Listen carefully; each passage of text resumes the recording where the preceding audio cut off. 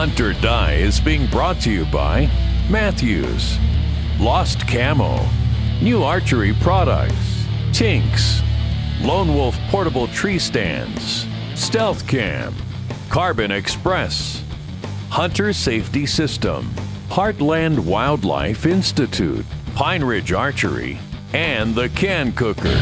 Welcome to another exciting episode of BowHunt or Die. Justin, what do we got in store for this month's episode? Well, you know, Todd, the first thing we're going to start off with is some shed hunting footage. You know, we did have a few guys get out and find some sheds before everything, you know, got green. Right. Well, there's no question about it. This year, things got green really quick. The deer just seemed to hold their antlers a lot longer, and I know a lot of the team members had a really difficult time finding sheds, including myself. Quite frankly, I only found about 3 or 4. So let's take a look at how the team members did and what antlers we did find.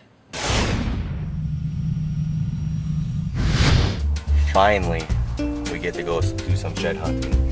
It's the middle of March, it's 80 degrees. 2 weeks ago we had snow.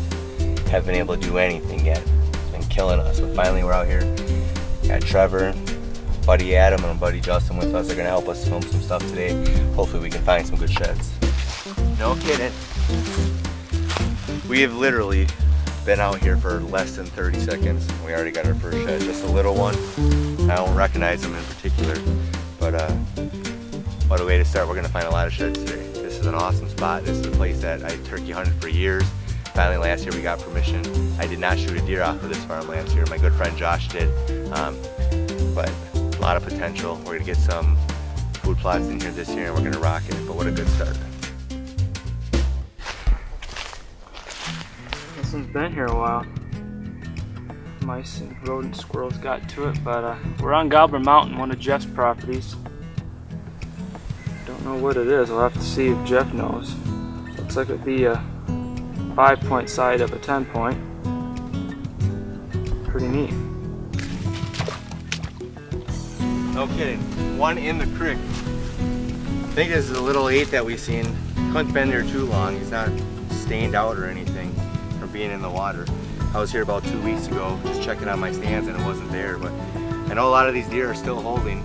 It's the middle of March. It's 80 degrees. We went from winter to summer.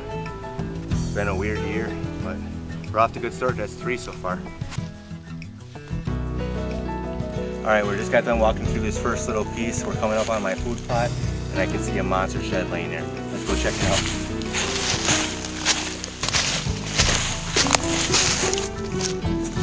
Boom. This is a big 9. We found a shed last year, actually real close to this spot. I think he was 4 last year, he might be 5. We got one picture of this deer last year and we never saw him. Not during the rut, no nighttime pics, nothing. So I know he's kind of a ghost around here. But that is a stud of a buck. And one of these days I'm gonna put some Matthews on him. Let's keep looking. Oh, Jeff, come here.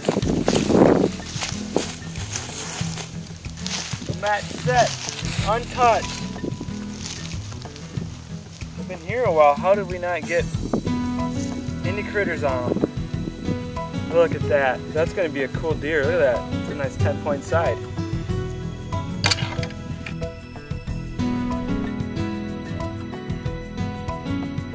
Well, that wraps it up for shed hunting this farm this year anyway. We found some good ones. One real nice, the big 9. None of the big ones that we were hoping for. But we are excited for spring turkey hunting and, of course, throwing in our Heartland food plots this year. So stay tuned to bowhunting.com and BowHunt or Die. Just got out of the truck. Here's the first shot of the day. Bloody pedicle. 4-point side. Sweet. I've got like 9 bucks in here. It looks about like half of them are shed, so let's see if we can't get lucky and score a big side. Just found looks like a pretty good shed up ahead of us. It's about 40 yards ahead of us right now. I can't tell if it's fresh or not. It looks like it's a year-old side. Look at there. That's an oldie. Got a nice little sticker off the brow tine. Not a bad shed. March 6th today. I just spotted a shed right up ahead of us here on the trail. Looks like a 4-point side, I think. Got a great pedicle on it. That's a really nice side. Good mass, good beam. gotta start finding a match. Having a hell of a time finding left sides this year. I keep finding rights. It's March the 8th. I don't know if you can hear me. We're out shed hunting the spot we were in a couple days ago. Big public round here in northern Illinois. We just came up over the hill, spotted the first shed. There it is. Little dink. Little 4-pointer. Number 12 for the year. Gotta put it in the bag, keep pushing along. Alright guys, just found another shed. Been out about an hour and a half now. I think we just found the shed to the one we found when we first got here. It might be our first set of the season. Oh, that thing's faded. That might be an oldie. Oh, it's fresh. Let's see what we got.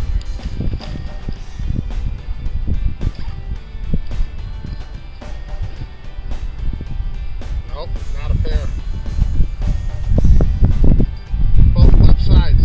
It'd be quite the oddball if it was a pair. Oh well. We'll keep pushing on, looking for another one. Almost back to the truck. We came in this low area along this marsh. A ton of deer sign in here. And lo and behold, another shed. It's old, it's a dinosaur. Probably been out here for years. It's laying 10 feet ahead of me here. I almost stepped on it walking through here. Boy, oh boy. That is a relic. Alright, we're going to go up here, we're going to start looking for a few sheds. It's a great little clover patch here. We just got done doing a bunch of habitat work, so I'm going to park over here. And we'll walk up here. This is usually a good spot for me. I usually find at least one a year. Gotta find at least one shed this year. Come on. This year, I swear, we've had the craziest weather pattern ever. I mean, it's like March 16th right now. I mean, my clover is looking fantastic. It's amazing the weather we've been having this year. I don't know what it is about this little draw here, though. I don't know. Every year, I find a shed within this stretch right here somewhere. I don't know if they just bed here a lot or what. The first time I come over here, I've checked this spot. Unbelievable. Every single year. Every year. And that's not fake, guys. I mean, I know we just started looking, but there's just certain spots that deer just seem to gravitate to, and this is this line right here that they always walk down. Not a monster buck, but there's just something about this spot always. Every year, it's like the 5th year in a row. This little spot right here. He's actually got some mats on him for being a little buck. Go up around this corner here and see if we can find any more.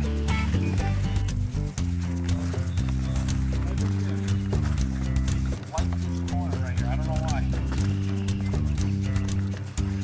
It's a good shed. Oh, yeah, great shed. Well, guys, this is a great little tip. I mean, a lot of people are starting to put a lot more effort into their food plots. A couple years ago, what I started doing was I would just plant turnips because the deer absolutely love these turnips. But what I've been learning is all of a sudden when the springtime comes, you don't have any food for the wildlife at that point. So what I've been doing here, and you can actually see this, is I had the turnips laced in with winter wheat. So if you come over here and you start looking down these rows, you can actually see where the winter wheat's growing now. And I'll end up killing this winter wheat in about 3 or 4. Well, probably about 2 months. I'll end up killing it and I'll end up putting a different plot in here for next year. But what's cool is now that things are starting to get warm, things are starting to green up. Instead of having just a black field where the turnips were, now I got some food in here for these whitetails to continue to come to my piece of property. Well, at least there's a couple guys out there finding sheds, Todd. You know, I had a really tough year looking for sheds this year. Came up with a big fat 0, which is really nothing new for me. That's it pretty normal for you. seems like I don't ever find very many sheds, but you know, thankfully, it seems like I'm better at actually shooting the deer when they're still attached to their heads than I am at finding shed antlers. Well, one thing I gotta say about Justin is he may come up with a big fat 0 finding sheds, but somehow he does magically seem to find these bucks each season. At least that's been the case for the last couple of years. Now, as far as Trevor and Jeff goes, They have been on a roll. They have absolutely found some good sheds, and I'm not just talking about year-and-a-half-old deer. They've got sheds that are probably going to be some good shooting bucks, and they're off to a great start. Yeah, you know, speaking of being off to a great start, next up we're going to check in with Tyler Rector down in central Illinois, taking advantage of this warm weather and getting a head start on his food plot. So let's check that out. Well, it's March 14th, 2012. Kind of unseasonably warm today. Actually, this whole month's been kind of crazy. Been working food plots the last couple days, trying to get the old crop from last year disced under and letting the soil kind of air out. And then I'm actually going to seed some of this Rack Maker Plus. It's a clover, alfalfa, and chicory mix. It's really high in protein, and I think by getting it in the ground this early, it'll have a lot of moisture from this spring, from the spring rainfall, and maybe even draw in some turkeys in a month. We'll get this seeded today and hopefully kill some big deer off of it.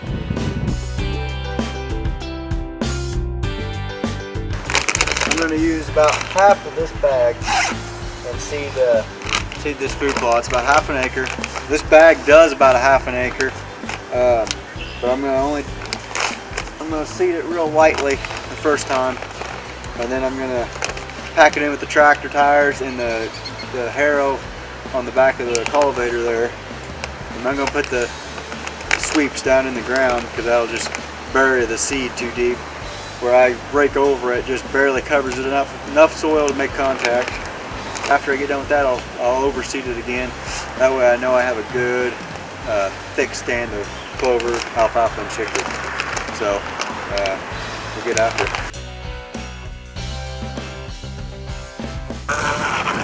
Well, that's a wrap for now. I'll probably come back in a week or two and spread the fertilizer on it. I gotta wait on FS to give me a buggy.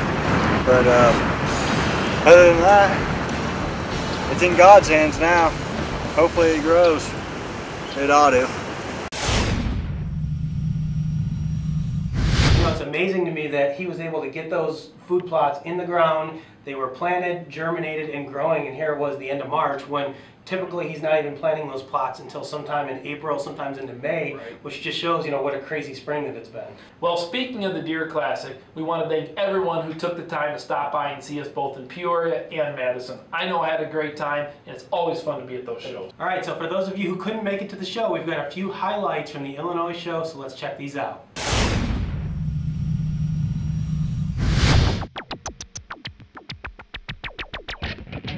All right, guys, Richie Music here. We are live at the 2012 Illinois Deer and Turkey Classic.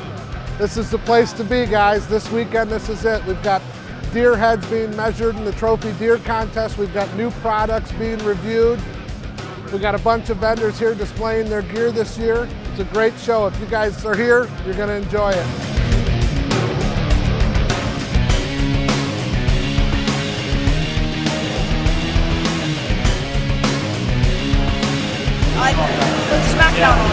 We've got an absolute giant whitetail here killed by a 12-year-old. Yes, a 12-year-old. Dalton killed this giant whitetail. Dalton, why don't you tell him about the buck? What's he scoring? How'd you get him? His score's 204 and 1/8. So we came up through this bottom and we seen an 8-pointer, and he winded us and went up over the hill, and Dad said, well, we'll just move on a little bit. And then we walked down the fence line a little bit, and we seen him, and he was about 75 yards, and I pulled the trigger and ran about 300 yards and stopped right there. 300 yards. Well, I guess my question for you is, what stand are you going to put me in? We'll discuss that later. Right. Buddy, congratulations. That's an amazing whitetail. Guys, this is what we live for. I know this is why I get up and hunt. I can't wait to see one like this.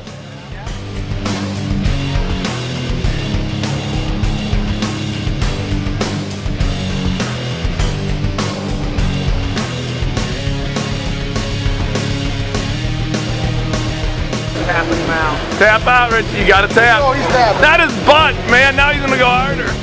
All right, guys, we're making our rounds through the show here in Peoria. We're stopping and asking all the show goers what their favorite things are while they're here visiting the show. So, what's your favorite thing about the Peoria Deer Classic? deer has. I like to get all the free videos and look at the clothes. What's your favorite type of hunting? Bow hunting, gun hunting? Bow hunting. Bow hunting. Yes, she's a bow hunter for life. I like the trophies.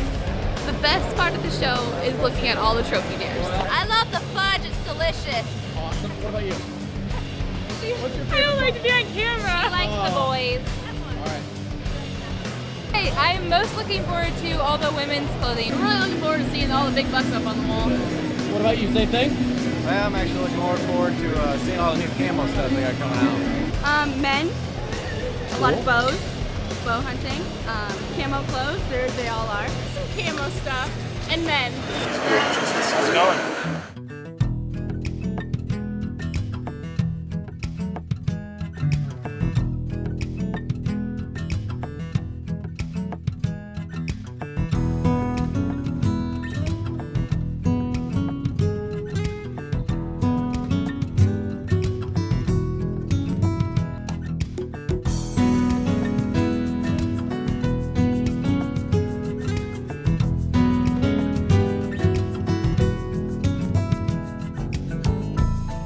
Hello, I'm Ray I. I'm here at the Illinois Deer and Turkey Classic Field and Stream Series. Just completed another seminar. Turkey hunters are still hungry for lots of information how to turkey hunt. And I'd like to give you a couple tips. One is don't be afraid to call. For years, turkey hunters have been told what not to do. What you should do is call. Don't be afraid to call. Turkeys don't become call shy, they become people shy. Get on a call and make things happen. Another is your setup. Always try to get as tight on turkeys as you possibly can. Turkeys react better when you get in that zone and get close to them.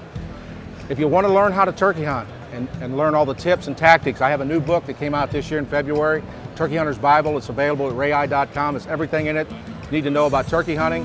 And a companion with this book is my DVD, Calling is Everything. A lot of the chapters in the book is in here in video. You can actually hear and see the turkeys respond to calling and learn how to hunt turkeys and how to use all the different varieties of turkey calls.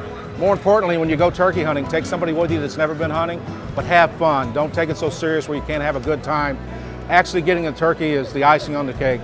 If you'd like to get a copy of my new book or my DVDs, right now the easiest way is to go to rayi.com, www.rayi, my last name's EYE.com.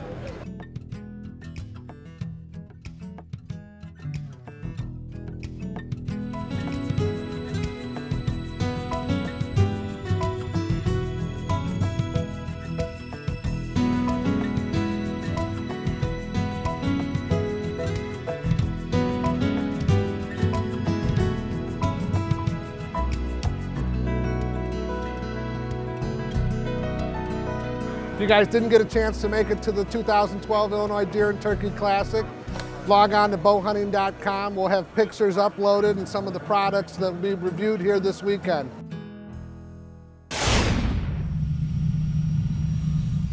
Well, one thing's for sure about the Illinois show, there sure are a lot of big bucks. You know, I think there was probably half a dozen deer there that grossed well over 230 inches, which to me is pretty amazing when you really sit back and consider that, you know, at that show it's probably a really small fraction of the deer that were actually harvested in Illinois last season, so it makes you think what else is out there that we're not seeing. There's no question about it. Illinois has some monster bucks, and hopefully some of our team members this year are going to find one of those big ones.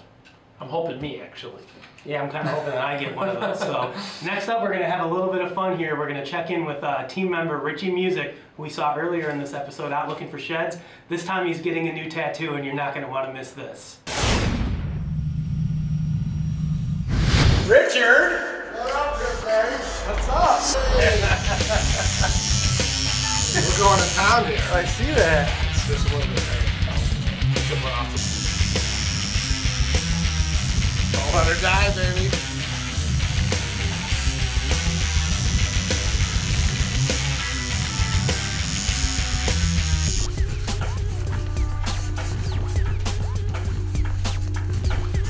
I got a tattoo and a shower. I need the shower. Yeah.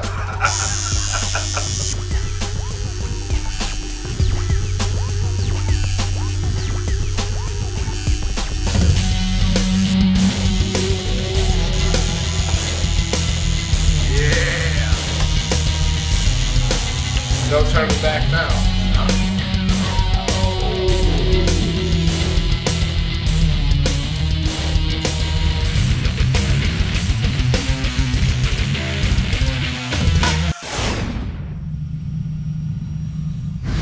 Well, I hope Richie's wife doesn't blame me for this tattoo. I know I reached out to all the team members and said if they got a bowhunting.com tattoo or the Bowhunt or Die tattoo that I would pay for it.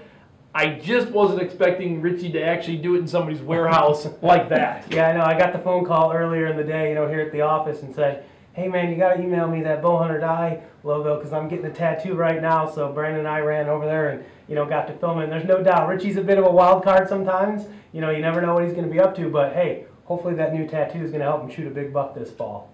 I agree. I'm hoping that tattoo, Richie, absolutely helps you find a big buck this fall. Well, as always, we want to take the time to thank the people who sent in their trophy photos for this week's show.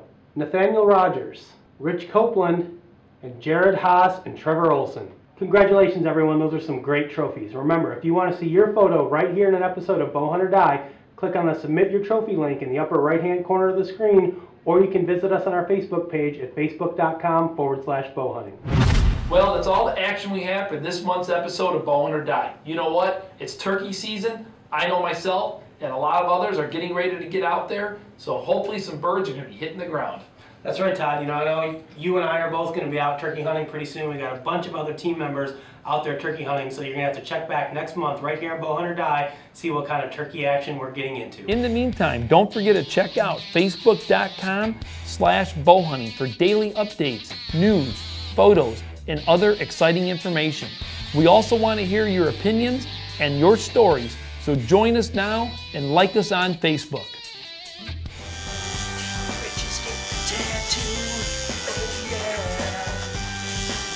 Okay, great. This is all good. Turkey season is a What I wouldn't give for a cold glass of water on television, Joe. Can't say beer.